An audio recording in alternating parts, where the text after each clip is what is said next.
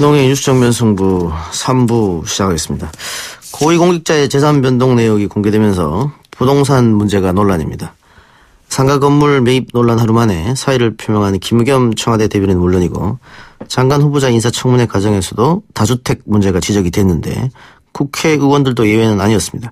경실련 건설개혁운동본부 김성달 국장을 연결해서 이야기 나눠보겠습니다. 국장님. 예, 안녕하세요. 네, 안녕하십니까. 자, 청와대 근무 중 25억 원 상당의 상가 건물을 구입해 논란을 일으킨 김의겸 청와대 대변인이 결국 사의를 표명했는데요. 투기냐, 네. 투자냐, 국장님은 어떻게 보십니까? 예, 대한민국이 부동산 불패 신화가 뿌리 깊고, 이렇게 부동산 공화국이라는 거를 다 얘기하는 상황에서, 투기와 투자도 국민들은 헷갈려 하는 상황입니다만, 예. 정확히 투자는 생산적 활동을 위해 기업이나 사업자 등이 부동산을 사들인 경우로 봐야 합니다. 예.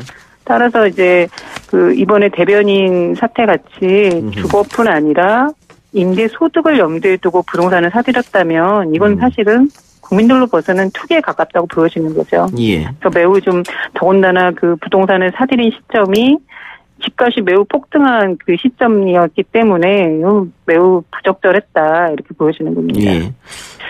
기업 경영 활동에 도움이 주는 주식이 아니고 부동산이었기 때문에 더 그런 지적을 받을 수 있겠죠. 네. 자, 김 대변인은 그런데 집이 이미 있는데 다시 구입하거나 네. 시세 차익을 노리고 되파는 게 아니었다. 계속 살려고 했다. 이런 좀 해명을 했던 것 같습니다만. 예, 그래서 그런 해명이 사실은 더 좀 논란의 자투에서 오는 사태까지 하신 걸로 보여지는데. 예. 사실 이게 국민들이 보기에는 분명히 수십억 원의 건물을 사들이면서 그것도 자기 자본이 아닌 10억 원 이상을 대출을 받으셨거든요. 예. 이게 국민들로서는 이게 쉽게 결정할 수 있는 사안은 아니었습니다. 그런데 정작 대변인이 되신 이후에 5개월 만에 사들였으니까 이게 국민들로 보기에는 이거 일반적인 현상도 아니고 투기에 가깝다. 근데 정작 당사자는 30여 년간의 무주택자로 살았기 때문에 어떤 그런 투기로 봐서는 안 된다라고 하시는 게 더 오히려 화를 자초한 것이 아닌가 이렇게 보여집니다. 문재인 정부 들어서 대출 규제를 강화했지 않습니까? 소위 말하는 LTV, DTI 규제. 이것 때문에 과거처럼 70%, 80% 대출이 안 나온단 말이죠. 네. 지금 보면 어쨌든 10억 넘게 대출을 받았지 않습니까? LTV, DTI 규제에 걸리지 않았던 건가요? 네, 담보대출로 보면은 25억에서 10억 대출 받았기 때문에 딱 그 규제치인 40%가 보여집니다. 예. 근데 언론에 나와진 것들 보면 이 상가 건물에 대해서 주택담보대출이 적용된 게 아니라고 하셨거든요. 예. 그러면은 만약 부인께서 임대사업자로 등록했다면 상가담보대출을 받을 수가 있습니다. 예. 그러면 상가담보대출을 받을 경우에는 최소한 주택 가액의 70%까지는 대출이 가능하다 이렇게 보여지면 그 안에서 대출이 됐을 수도 있다 이런 얘기들도 나오는데 문제는 이게 좀 더 확인이 필요한 건데 사실 그런 것들이 아직은 또 필요한 상황입니다. 예. 전세 보증금이 얼마 있었느냐 그것도 볼 필요가 있겠죠. 네네. 예.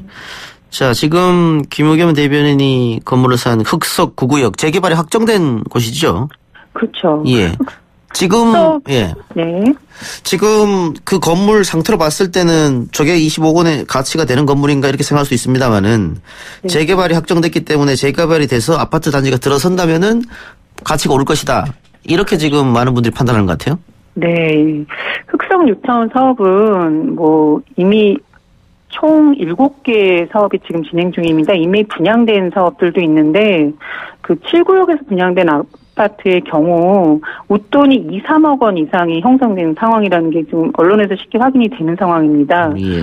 더군다나 9구역 같은 경우는 규모도 이 흑석 뉴타운에서 두 번째로 크고 또 반포나 여의도와의 접근성, 지하철 9호선 호재, 이런 등으로 계속해서 호재라는 게 나왔고, 이걸 염두에 두고 GS와 롯데가 대기업들이 치열하게 수주전까지 벌인 거거든요. 수주제, 시공을 둘러싼. 그만큼 개발이 호재가 예상되는 지역에서 또 하나, 이번에 대변인께서 사들인 상가 빌딩도 이게 개발 이후에 주택 두 채와 상가 한 채를 분양받을 수 있는 가치이기 때문에 이거는 상당한 시세 차익이나 이런 것들 누가 봐도 예상할 수 있는 지역으로 보여진다 이렇게 보시죠.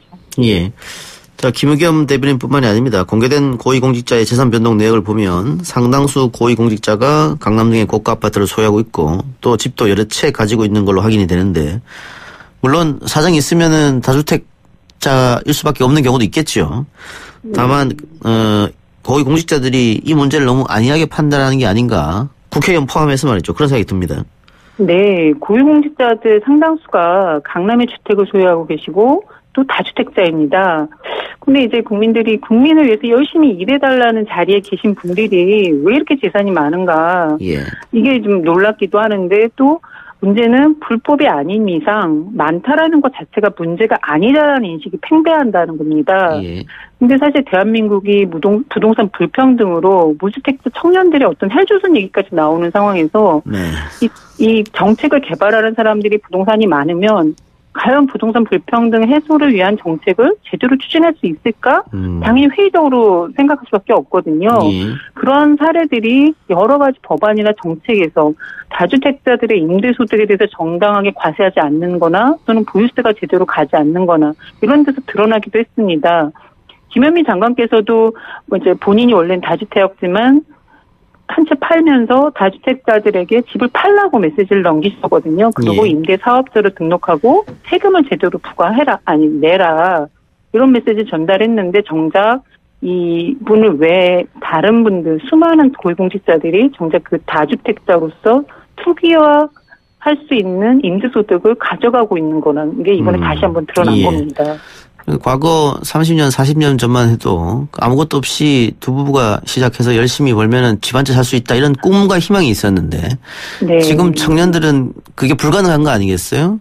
그게 네. 그 말씀하신 것처럼 기득권층이 기득권을 놓지 않고 더 많이 가지려고 하다 보니까 뒤에 청년들이 그걸 이제 갖지 못하는 그런 경우인데 대표적으로 불로소득이라고 하는 게 이 부동산에서 시세 차익 바로 이것인데 이 불로소득이 많아지면 많아질수록 그 사회는 불평등 숫자는 올라갈 수밖에 없는 것이겠죠. 예, 맞습니다. 그 대한민국의 불평등 사회의 가장 핵심은 부동산 자산의 불평등입니다.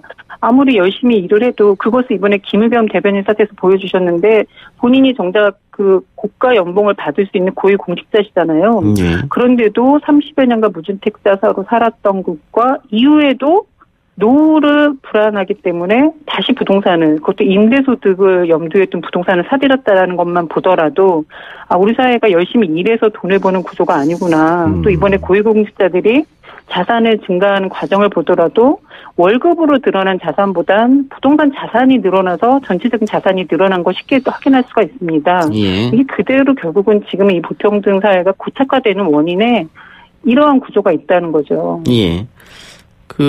경실련이 이번에 인사청문회 진행한 장관 후보자들 몇몇 인사에 대해서 지명 철회 논평을 냈다고 알고 있는데 어떤 부분을 문제로 삼으셨죠? 예, 이번에 7명의 후보자 재산 공개 내역을 보니 시세보다 어떤 40%가 축소되어 있었습니다. 그러고 보니까 한 분당 평균 36억을 가진 자산가들이 이번에 그 후보자들이었는데 예. 특히 이 중에 그 투기나 불법 의혹이 드러나 있는 분들이 저희들은 세 분이라고 봅니다. 최정호 후보자님, 또 과기부의 조동호 후보자, 또 행자부의 진영 후보자, 저희가 이 세 분은 자진 사퇴해야 된다고 입장을 냈는데요. 최정호 후보자는 부동산 다주택자이면서도 불구하고 또 하나 문제되는 게 자녀에게 꼼수징여 논란이 있었습니다. 예. 그리고 또 하나는 세종시의 특별 분양을 받으셨는데 정작 이게 공무원의 신분으로 분양만 받았지 바로 이후에 퇴임을 하셨거든요. 예. 이런 고위직 장차관직도 이런 특별 분양을 대상으로 받은 것이 어떻게 보면 악용이다. 예. 이런 문제가 있어서 이런 특유혹이 제기되는 분이 과연 이 투기 근절 정책을 책임지고 추진할 수 있겠냐. 그렇지 않아 보이기 때문에 저희들이 사퇴 촉구를 했고요. 그다음에 조동 후보자 같은 경우는 농지를 매입하는 과정에서 어떻게 보면 불법 의혹이 제기된 바 있습니다. 예. 진영 후보자도 김의겸 대변인과 비슷한 상황입니다. 재개발 지역 내 상가를 구입한 이후 그게 개발해서 주택과 상가를 분양받으신 경우거든요. 예. 상대 차익을 가져가신 거죠. 예. 이런 분이 과연 공평과세 정책 필 수 있는 것이냐. 이런 부분에서는 저희들은 되게 의심스럽다. 이렇게 보여지는 겁니다. 특히 최정호 후보자 같은 경우에는 주무부처가 이제 국토부니까요. 더 비판이 있을 것 같은데. 네. 지금 고위공직자들이 재산 공개하는 거 보면 이게 실거래가로 신고하는 게 아니고 신고 가액이 공시지가 기준으로 한다면서요? 네, 그 이제 관련 법에는 신고할 때 취득 당시의 실거래가 아니면 공시가 기준입니다.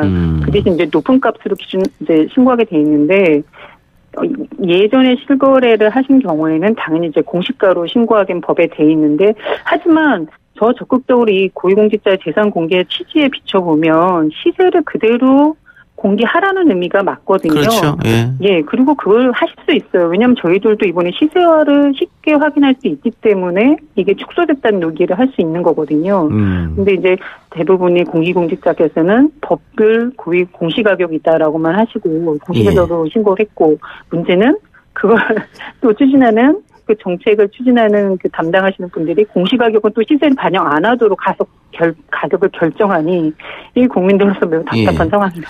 좀 이해가 안 가는데 그 떳떳하게 나쁘지도 안 하고 돈 벌었으면은 그거 부끄러운 일이 아니잖아요. 네, 그래서 저희가 이번에 얘기했던 게 이번에 청와대에서 이렇게 자꾸 투기 의혹이 불거지는 분들을 자꾸 추천하는 이유가 뭔가 생각이 듭니다. 그리고 왜 이렇게 고위공직자들 부동산이 많은 거에 대해서 아무런 문제의식을 갖지 않는 것인가. 청와대에서 이 부동산 투기에 대한 불감증이 있는 것이 드러난 것으로 보여지거든요. 그리고 그것이 시스템적으로도 걸러지지 않는 걸 그대로 드러났다. 저희들은 이거에 대해서 좀 청와대나 대책을 강구해야 된다고 봅니다. 예. 자, 고위공직자뿐만이 아니고 뭐 국회의원들도 마찬가지인데요. 국회의원 네. 289명 가운데 113명이 2주택 이상을 보유하고 있고 서울 강남 3구에 집을 가진 의원도 71명이나 된다. 이런 분들이 과연 투기 억제를 위한 입법 활동할 때 제대로 할 수 있을까 이런 의문도 듭니다. 네, 국회의원들 다주택자 강남 거주가 문제가 아니라고 오히려 이제 당사자들분들 얘기하시겠지만 그거는 그렇게 주장으로 되는 것이 아니라 그러면 더 열심히 투기 근절책을 해주시면 되는 거거든요. 그런 정책들을 만드시고 입안하셔서 그게 지금의 그 부동산 불평등이 해소되면 그리고 다주택자도 거기에 맞게 충분하게 세금을 낼 수 있는 구조로 만들어 주시면 되는 겁니다. 예. 근데 사실 다주택자 같은 경우 임대소득 발생해도 지금까지 세금부가 제대로 안 했거든요. 예. 그리고 사업자 등록 의무화도 아닌 건데 예. 이걸 의무화하자는 법안이 국회에서 제대로 통과되지 않고 있습니다. 예. 이런 것들을 보면서 결국은 주장만 할 뿐이지 실질적인 정책이나 법안을 하지 않는 이유가 결국은 무주택 서민이 아닌 본인의 기득권을 지키는 데 더 열심히 하는 것이다. 이렇게 저희들 보여지니까 이 부분의 예. 문제가 심각합니다. 아까 국장님 시스템적으로 보완이 필요하다고 그랬는데 어떤 보완이 필요할까요? 네, 저희는 이번에 인사 시스템 개선이 좀 필요하고 고위공직자 재산 공개 관련해서도 좀 대안이 마련돼야 되고 보여지는데요. 우선 인사 실명제를 도입을 해서 고위공직자 후보들이 추천되고 어떻게 검증되는 과정들을 좀 투명하게 공개해라. 그리고 부동산 투기 여부에 대해서도 좀 더 구체적인 사전 검증 기준을 좀 만들어야 될 필요가 있습니다. 그리고 고위공직자들이 재산이 늘었다 말았다 하는 이 과정에 대해서도 좀 소명하는 과정이 의무화되는 것도 필요하다고 보여집니다. 예, 알겠습니다. 국장님은 다주택자 아니시죠? 일반인들 대한민국에서 60%가 유주택자고 다주택자는 더 소수니까요. 사실 대부분의 국민들은 집이 없으시죠. 예, 알겠습니다. 국장님 말씀 오늘 잘 들었습니다. 네, 감사합니다. 예, 지금까지 김성달 경실련 건설개혁운동본부 국장이었습니다.